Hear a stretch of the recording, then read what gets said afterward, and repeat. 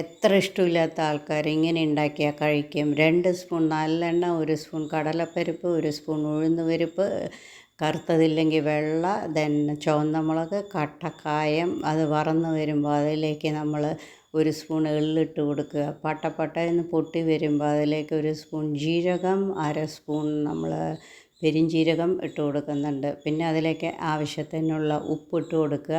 അതിലേക്ക് 1 നെല്ലിക്ക വലിപ്പത്തിലുള്ള പുളി ഇട്ട് കൊടുക്കുന്നുണ്ട്. 1 സ്പൂൺ നിലക്കടല.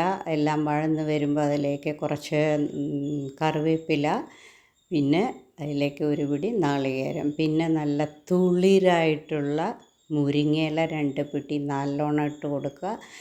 മുരിങ്ങയിലയുടെ പച്ച കളർ പോകരുത്. വളരെ ഹെൽത്തിയാണ്. മിക്സിയിലിട്ട് നല്ലോണം അരച്ച് നമുക്ക് അടിപൊളി മുരിങ്ങയില ചട്നി തയ്യാറാണ്. ഇതെല്ലാവരും ട്രൈ ചെയ്ത് നോക്കൂ കേട്ടോ.